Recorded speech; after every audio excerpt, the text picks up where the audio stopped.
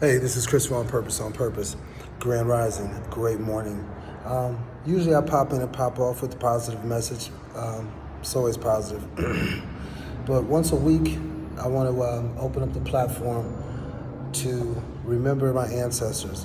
Usually I light some candles, man, and really, remember my ancestors, man. Remember the people who had sway in the spirit or in physical on me. But the position I'm in, I really can't light any candles. You can't light no candles in a homeless shelter. You might go to jail. You understand me? So I figure I'd do it like this, right? So today I'm gonna dedicate this to my Uncle Mo, Maurice Henderson. Now, my Uncle Mo, right? He was imprisoned on some heinous charges, right? And he did 26 years in prison.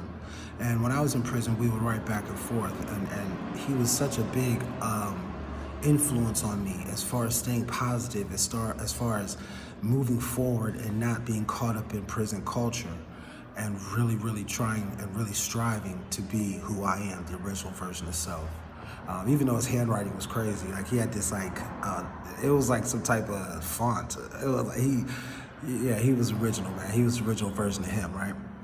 So we were writing back and forth, and he, was telling me about how nobody believed that he was innocent. And I'm like, man, I believe that you're innocent. I believe you didn't do what they said you did. And he's like, man, I got the FBI, I got the feds, the government looking into my case. And that was a time before DNA was really around.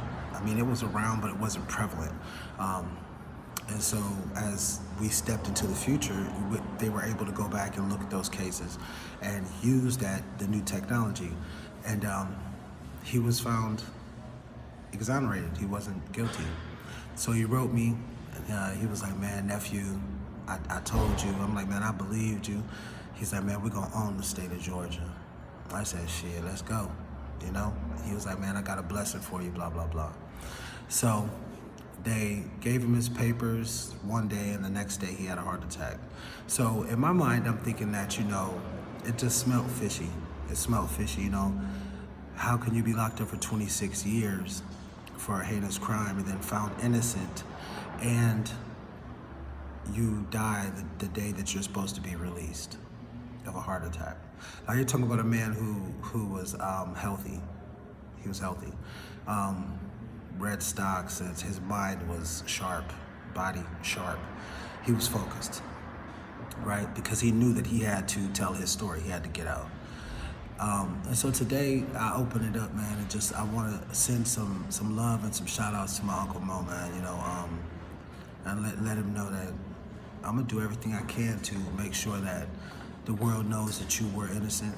The world knows who you are and who you were. Because it just seems crazy to me. There was no paper, nothing in the paper, nothing on the news. You see people get out of 5 years wrongly convicted, 2 years wrongly convicted. And it's big stories. There was no big news, no big stories of it, not anything. So now that I'm getting my paper up, I'm gonna do a little bit of digging. And I'm gonna figure out why, why it wasn't. It may be dangerous for me. It may be dangerous for me. The government did him and they may do me in, but I don't care. I don't care. I'm focused. And that's what we're here for. We're here to be a voice for the ones who cannot speak. This is why I started this platform, to reach out and touch the people and speak for the people that couldn't speak for themselves. So he's not here, and I'm gonna speak for him. If it takes my life, then it takes my life. It is what it is. So I just want to give a shout out to my Uncle Mo, man, and really just this is a small message just for him. So be on the lookout. I plan on writing an ebook on that.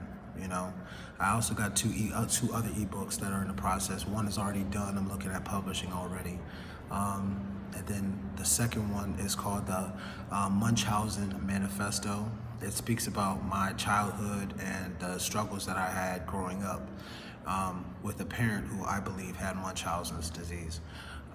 So you might want to look up the word Munchausen, but it's going to be a very healthy read, very good read, because there are a lot of people I know that are trauma bonded with their parents or with family members, and the strange facets and strange modalities of what love should be, but it's not. And it's not. This is not in any way, shape, or form an attack on my mom or attack on anyone in my family, because I could care less. I love everyone, but my truth is my truth, and I'm gonna speak my truth. So be on the lookout for that. The ebook, the Munchausen Manifesto, that's coming soon, very soon. And right now I'm in the process of publishing an ebook. I'm not gonna really speak too much on that one. Just it'll be out, probably give it about 6 weeks. That'll be out, and it's a doozy. It's a doozy. It's about manifestations and the power of all things that's within us. So this is really just a small message on what's to come for me, to, kind of give you a heads up what to look out for. I think that writing has become a big thing for me, so I plan to publish. A few books. But beyond that, when we speak about representing and talking for the ones who can't talk, think about your inner child. Think about our inner child. How long have we put ourselves in a box and said things are what they are? Things are what they are, they were what they were, My childhood struggles were my childhood struggles. I'm strong, I made it through it, I wear it as a badge of honor. I went through this and now I'm here. Okay, yeah, that's great. But what about the healing? What about the healing? We can't heal anyone else unless they want to heal themselves. So those people that we are bonded by trauma to, that are family, friends, lovers, we can't heal them unless they want to heal themselves. So let's not focus on that. Let's focus on ourselves and healing our own inner child. Because even if you weren't cared for in the proper manner as a child, or you had trauma and things of that nature, you can care for your own inner child and do the healing. Because there are things that need to be addressed, even if you think, oh, I made it through it. It's time for us to stop covering up the pain, covering up the hurts, putting Band-Aid over Band-Aid over Band-Aid over Band-Aid. Address it and peacefully detach from it. So that's what we're on. Addressing issues, addressing the pain. We're not putting Band-Aids on anything anymore. That is not conducive to being a whole individual. Doing the shadow work and asking ourselves, who do we really want to become? Because when you think about who do you really want to become, you have to realize who am I really? And when you say who am I really, we have to go back to the root, right? Just like any tree, it comes from a root. Any tree will bear fruit. So the root doesn't have to be conducive to the bearing of the fruit, but the root is the beginning. So this is Chris from On Purpose. Just want to pop in and pop off, let you know what I have coming on the horizon. So maybe you'll look out. I'm not going to price the ebooks too high. I'm going to leave them at a good price, a fair price, because it's really more informative than trying to get some money, because I'm already getting money. I'm not worried about that. It's more just getting that vibe out there. And I know there are more people who have dealt with issues the same way I've dealt with issues, have survived childhood trauma, sexual abuse, physical abuse, things of that nature. They have survived those things, and they have flourished and gone on to be strong and powerful individuals.